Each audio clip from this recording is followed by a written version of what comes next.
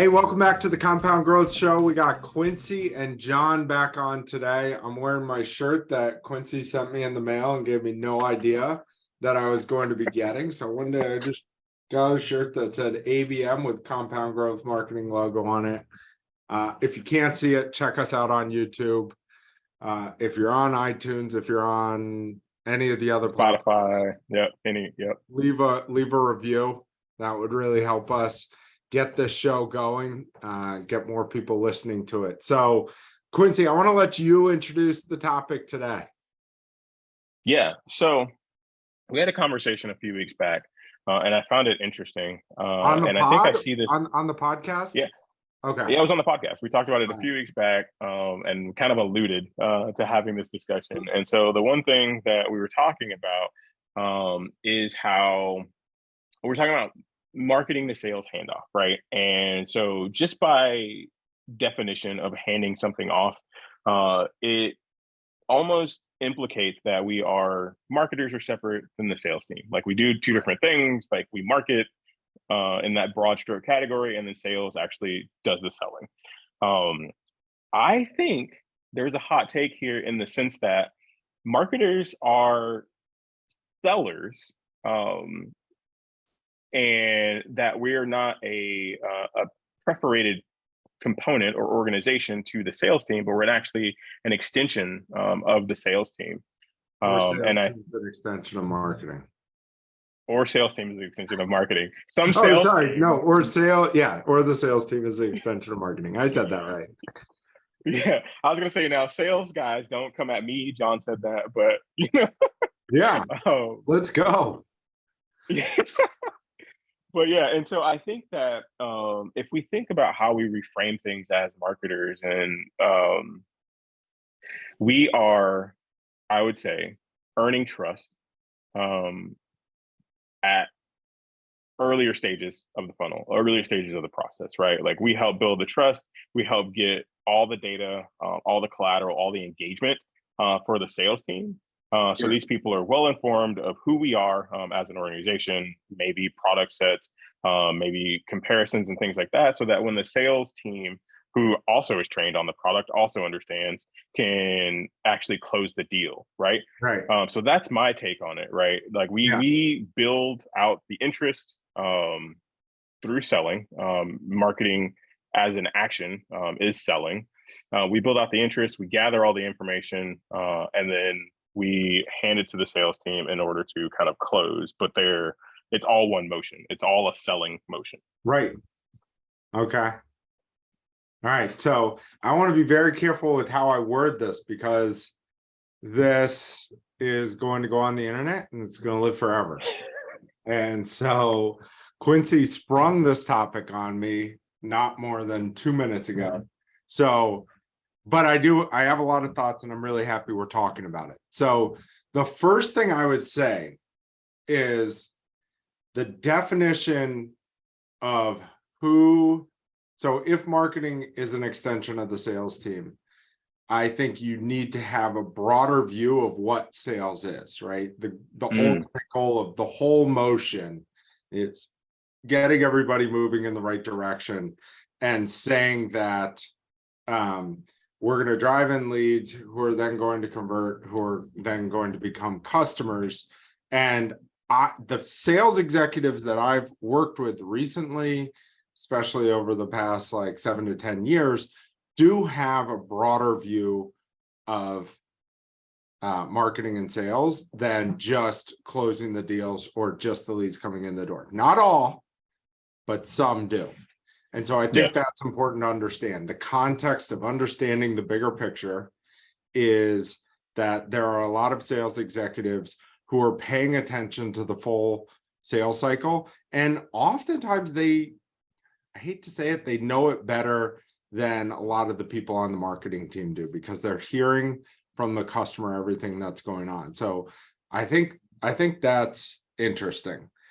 I think you would find that most of the pushback, I think, would come from there are two different mindsets in terms of how a sales team is driven and how a marketing team is driven. Marketing teams are partially numbers motivated, typically the demand generation team, partially like really metrics driven. And they like to have goals, have bonuses, like oftentimes they are performance driven.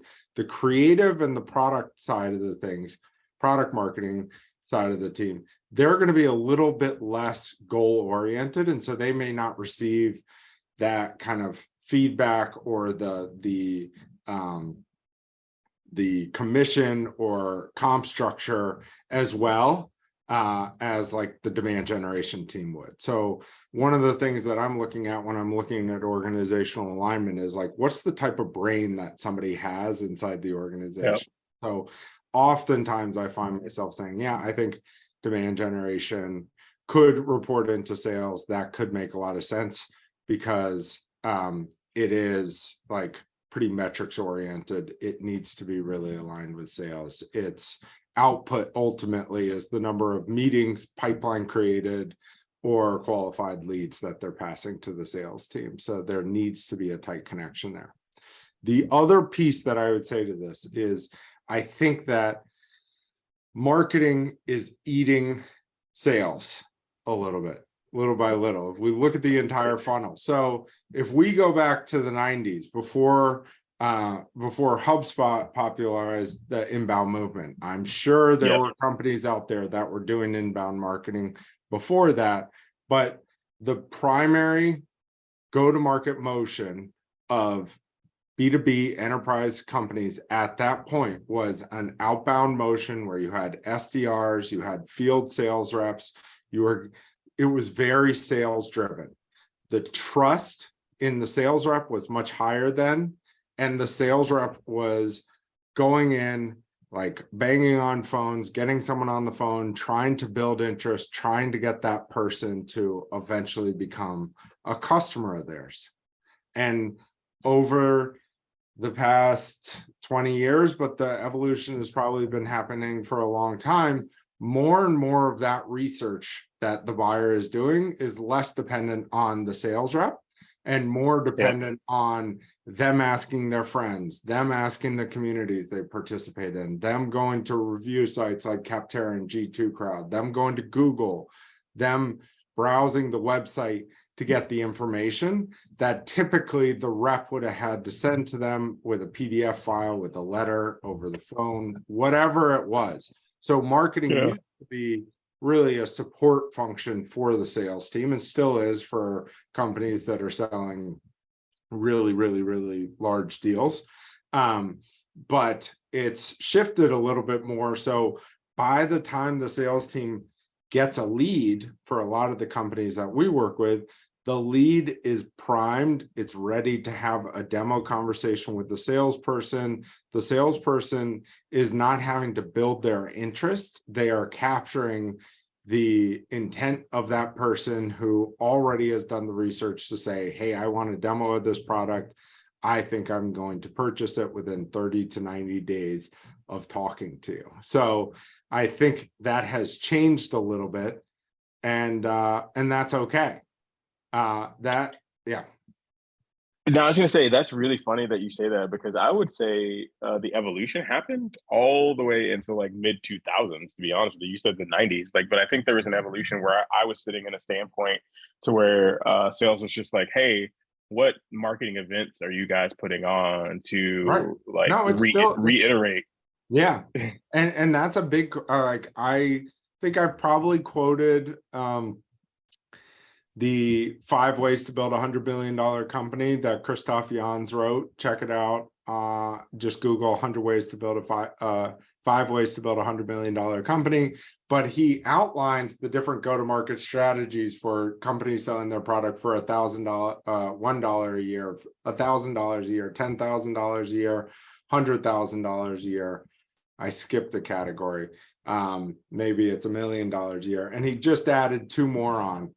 And so you do still see these organizations, these like SDR driven sales organizations. You still do see some companies who are gating content and then having SDRs bang on the phones.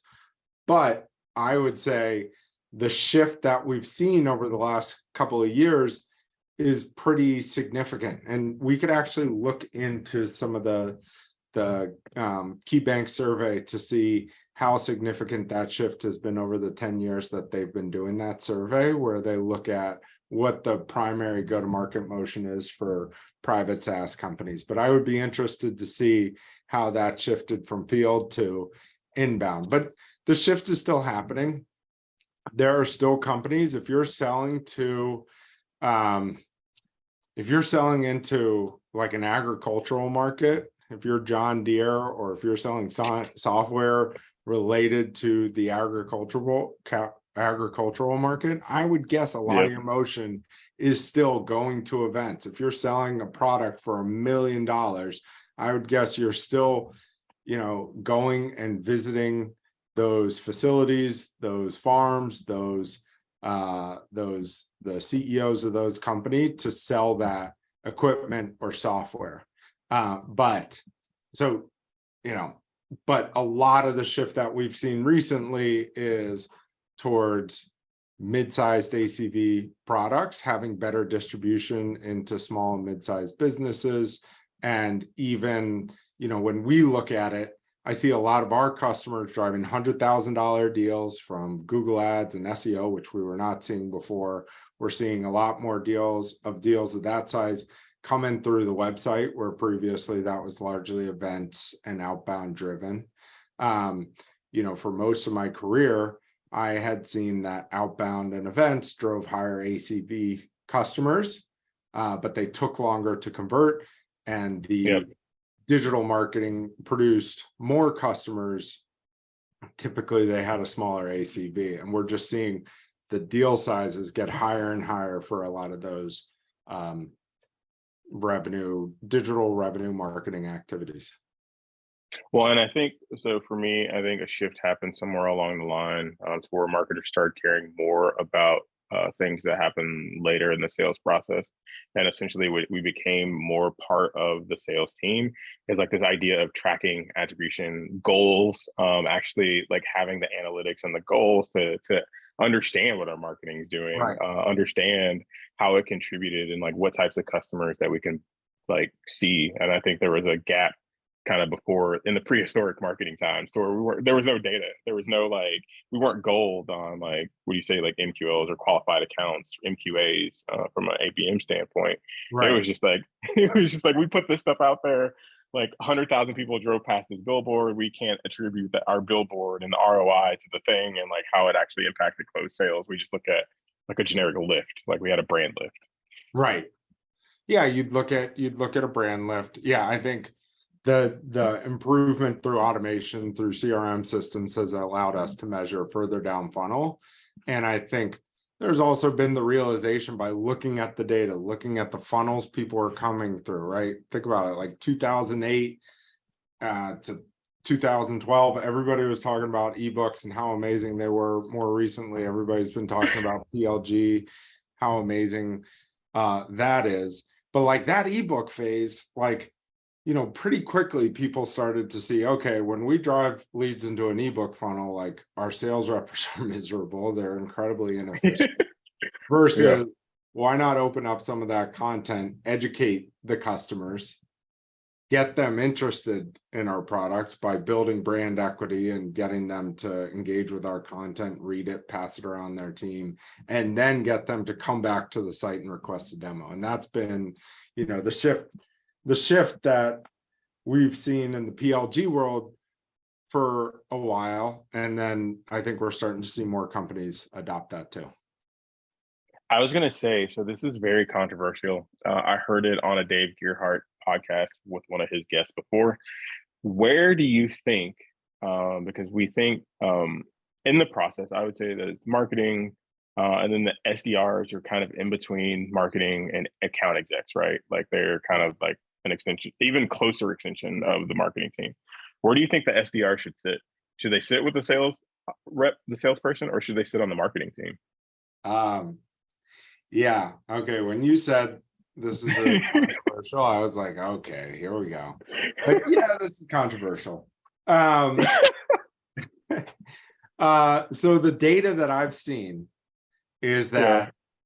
that when SDRs report into marketing, you get like on average, those companies are companies that are more likely to hit their targets for the year. Now, there's some challenges in being able to get that data, but I kind of trust it. It kind of makes sense. If you have a marketing team connected with an SDR function, and the SDR function is having this pain of not being able to get the leads on the phone or not being able to book meetings, and that is directly like under marketing, there's going to be quicker alignment there on driving in leads that actually pick up the phone, that actually want to talk to reps, that actually become opportunities. And so you feel that pain a lot more because your weekly meetings, your whole team is aligned towards this goal, and marketing actually can take greater ownership down funnel. So that makes a lot of sense to me.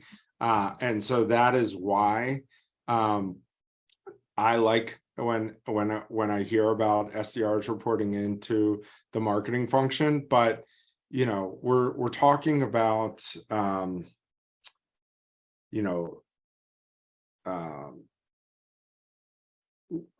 what am I trying to say?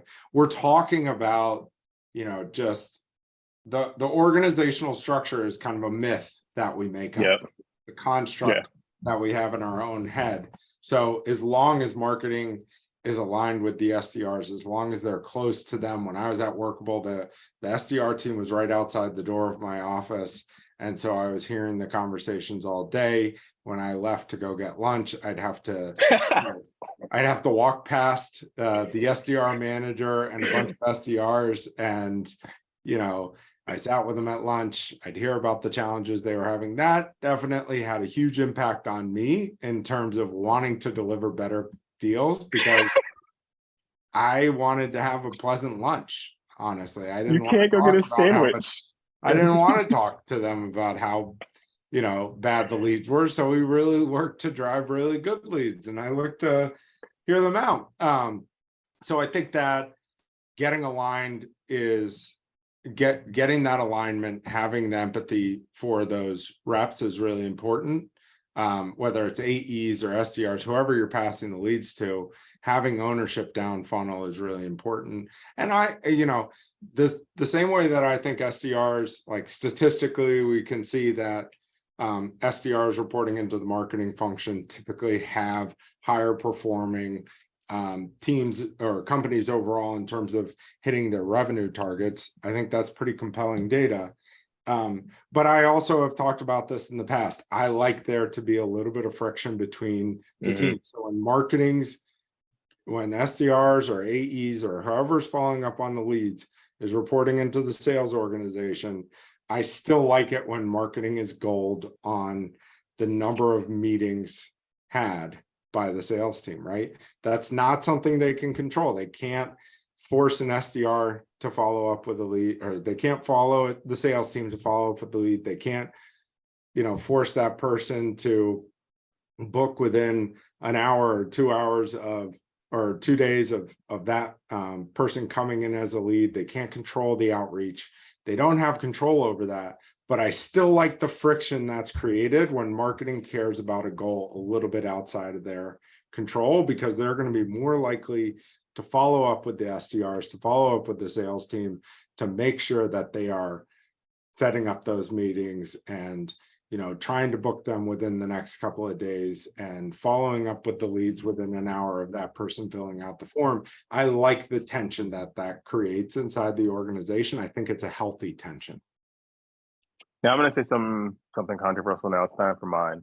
So before I say the controversial thing, I think that the really great thing that this creates is it reduces and optimizes process time, right? Because if we have this feedback loop, as we're building out these campaigns and looking to execute on things for future quarters and things like that, we already have a better understanding before we come with this weak copy that gets like slapped out of the air, or this weak creative that gets like slapped out of the air. And say, hey, that wasn't working. So now we can actually build a stronger campaign or a stronger like plan to execute for like Q3 or Q4. Yeah. As we're revising this stuff. Yeah. But my controversial thing is, John, I'm a creative. Like, what if I'm a creative, like creative part of the marketing team? Should I be gold then on like the success and like how much like creative drove anything? And I would say that before I let you answer, that I think that like if you're even if you're on a creative team, right? I was a part of a pitch a long time ago where we were pitching creative to a company, and I was like, all right, cool. Like, what are the metrics? Like, how much like insight do we have at like this creative generated X or whatever, like X more subscribers on whatever channel? And the execs on the account were like, I what? Like we didn't track any metrics, we didn't get anything back. We just put out like really beautiful stuff. And so I think that like even as a creative, even certain types of marketing teams would still need to be aligned and still need to understand like how we're impacting. Yeah. So I don't quite know how to answer this one because I think that it's a pretty broad topic and we have a limited amount of time left. Yeah. But I think oftentimes when we think about how setting goals for the creative team, oftentimes we're too short-sighted into what the output is that we're looking for there. So, you know, at a couple of years ago, I was working at a company we had a creative team who would develop display ads for us. And like, I'd have whole meetings with them to talk about how these specific display ads on Google were performing. And we'd go through like the skyscraper versus the banner versus the 350 by 350 ads. And we'd go through performance, we'd talk about it. And I think like just looking on an ad by ad level performance, like it can be useful, but that is not the entire mandate of the creative team. I think the creative team has an opportunity to set the tone, set the message, and these are some of the things that you can hear in the sales conversations to kind of understand whether or not your creative, whether or not your brand, whether or not the content that you're putting out is making a dent in terms of how the market is looking at a certain product or service that you might be providing. What else was I going to say? Yeah, so sometimes I think we're too focused on like the narrow outputs that the creative team has to understand what their impact is on the greater team. And so that can create that finite thinking can create finite results out of creative, where I think there's a lot more that can happen that can come from brand marketing. A couple of years ago, I'll give you an example. I was working with a company, I think it was one of the first 5 engagements that Compound Growth Marketing ever had. One of the first consults we did was or one of the first things we did was our funnel economics exercise, where we look at by funnel that leads are coming in. So for them, it was newsletters, ebooks, trial versus demo. We would look at how likely those leads were to convert down funnel. We'd look at the value of a lead, the value of an MQL, the value of an SQL, and the value of a customer through those different lead funnels. And I remember presenting the data to the group and showing them, hey, look, like we're not getting a lot from the newsletter. We haven't driven a single customer actually from the newsletter. And the ebooks, these leads aren't turning into ebooks. We need to figure out how to drive more demos and trials. And I remember one of the writers coming up to me afterwards, and she was like, oh, so like we shouldn't be creating ebooks anymore? Like you don't, like that's not as useful. And like, yeah, that for them was a really good message. That was an insight at a high level that helped them, not like on the specific, like how did this ebook perform type thing, but just on a broader scale, like we should be like what it showed them was we should be creating, instead of putting together ebooks and all the time and energy that goes into that, we should be focusing on creating content on the blog, creating content on social, creating content in webinars, which actually converted really well for them.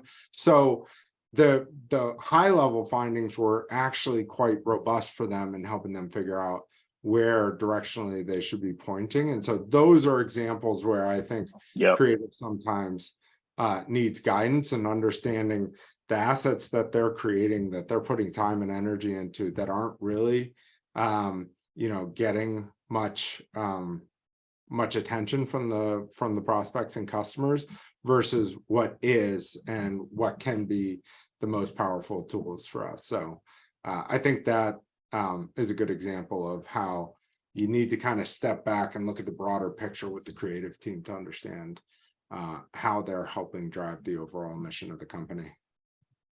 Yeah, no, that's perfect. That's exactly where I wanted you to go with that. And I'm glad you did, because that still just further reiterates that, like, even out to the creative team, you're still part of that sales team, right? You still have to understand like where to weight and focus your efforts, and how to even jointly close deals with the sales team from like beginning to end, from like brand awareness to pipeline creation. Yeah. Perfect. Awesome, man. Wow, you took this. I love having you MC this. Is that right? MC? I don't know. Yeah. I love that. Thank you very much, Quincy. Any questions you all have, feel free to shoot us an email. John at compoundgrowthmarketing.com, Quincy at compoundgrowthmarketing.com. And I think Quincy Forte, aka Quincy Johnson, is going to play out the music as we leave you on this wonderful weekday. I want to say one thing. Like, I think that we should do a call to action. Okay. We should do a call to action. And I think we're really interested to talk to really amazing and interesting people as a result of the podcast, right? Like, if there are anybody that we should be talking to, I think that that's a great sort of CTA for somebody to post below or send John an email out in the market as it relates to marketing, sales, data. We would love to talk to these people and have more insightful conversations. Yeah, I'll reiterate that. I think the favorite part of my job that I've had over the last couple of years is getting to meet really interesting people. I think that's how the shift from being in-house for most of my career to moving into more of a consulting role has been really impactful and fun for me. And it's something that I didn't get when I was in-house. So I would love to bring some people on. We have some really interesting guests coming up. We have Alina from Chili Piper. I think we're going to try to get someone from Zoom Info on. We have Kate Adams coming on soon. So really excited about the lineup we have coming up soon. So please reach out. Let me know if you'd like to come on and we can figure out something to talk about. Awesome. Thank y'all.